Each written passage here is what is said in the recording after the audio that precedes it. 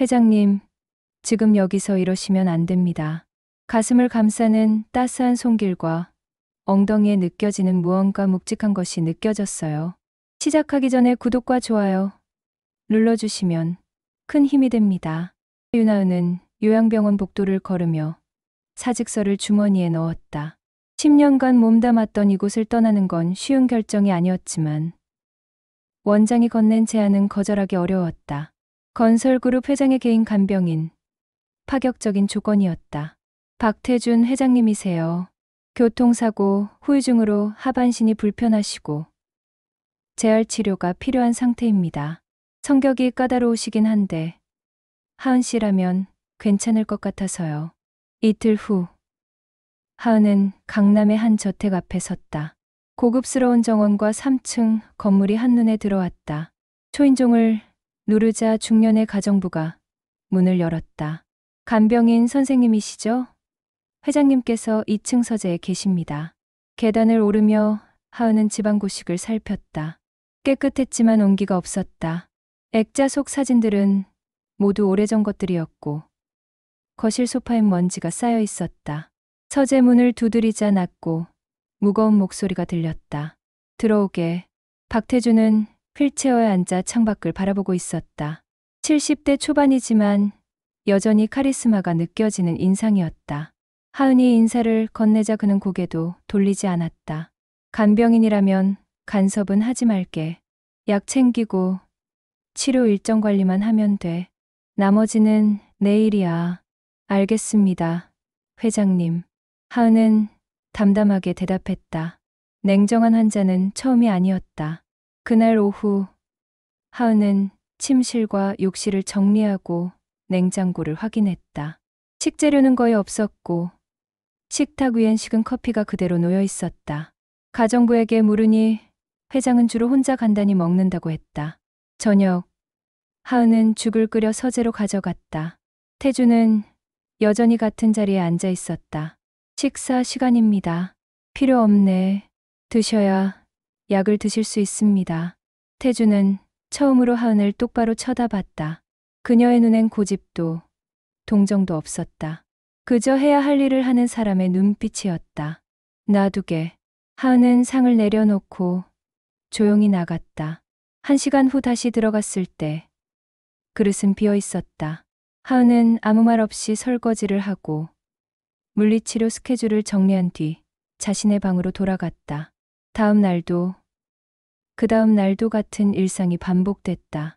태주는 여전히 차갑게 대했지만 하은은 흔들리지 않았다.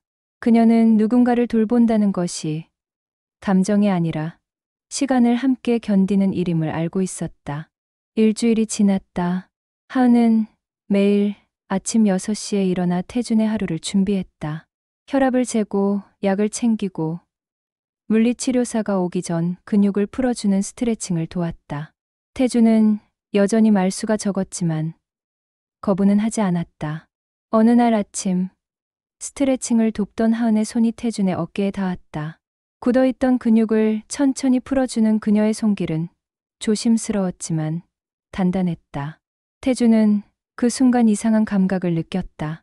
누군가의 체온이 이렇게 생생하게 전해진 게 언제였던가. 아프시면 말씀하세요. 괜찮네.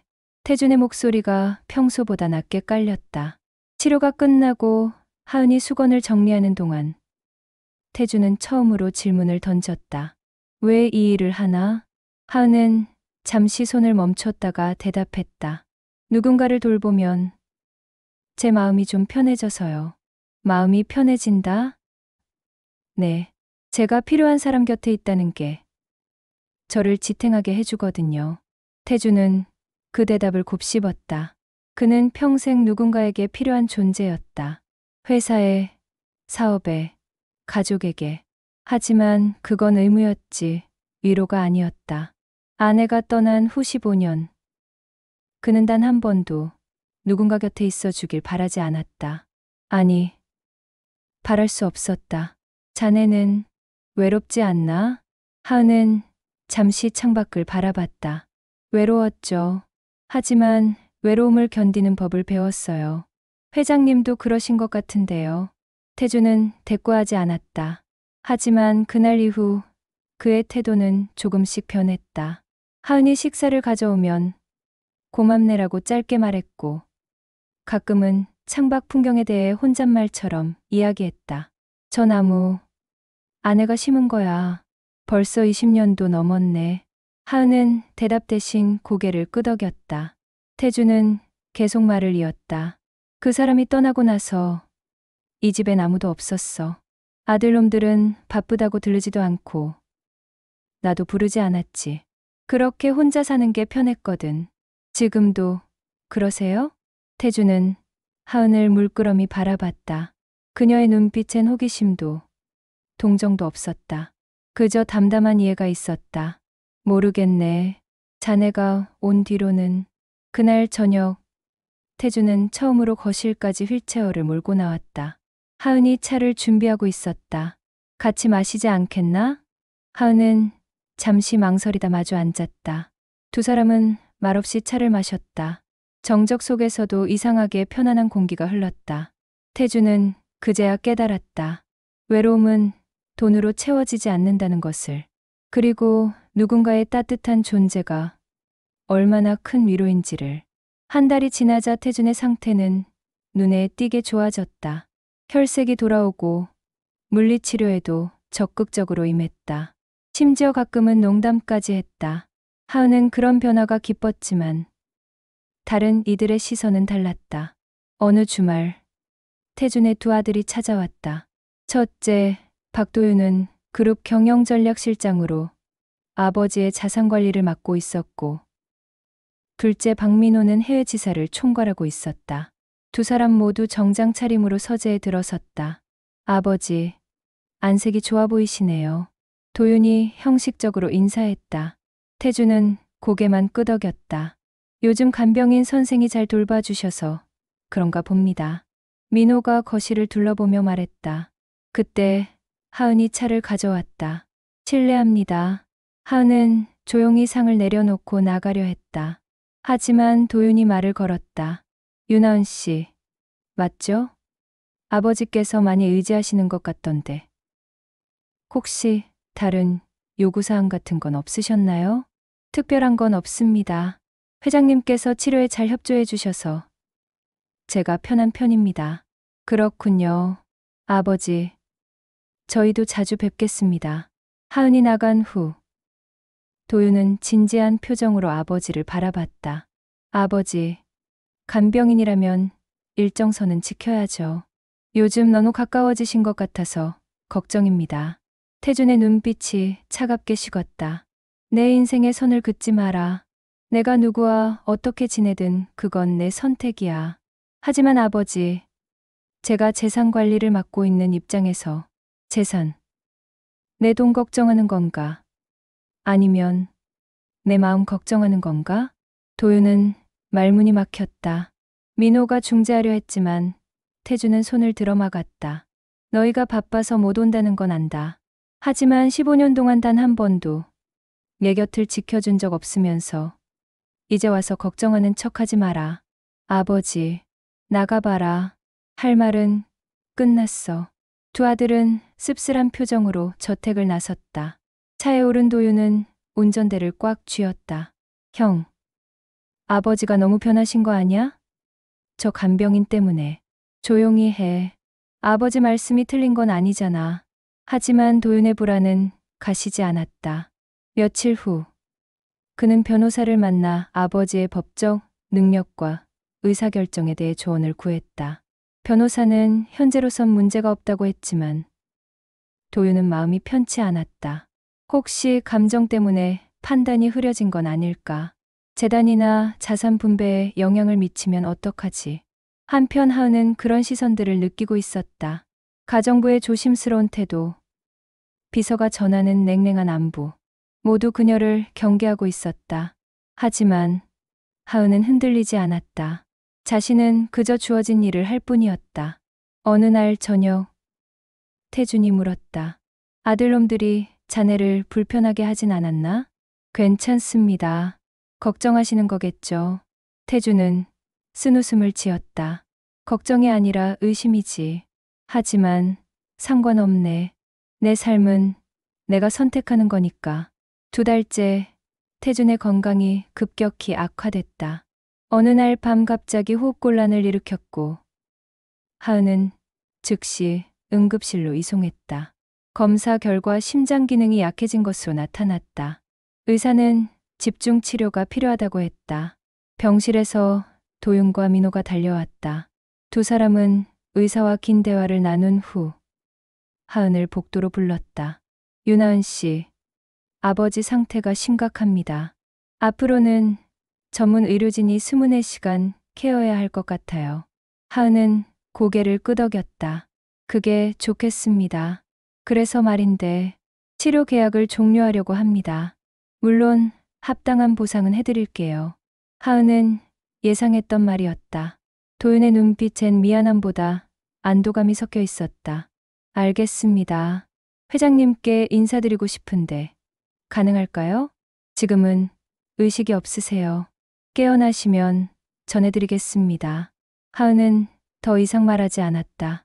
그날 밤 그녀는 병원 복도 벤치에 앉아 태준의 병실을 멀리서 바라봤다. 떠나기 전 마지막으로 보고 싶었다.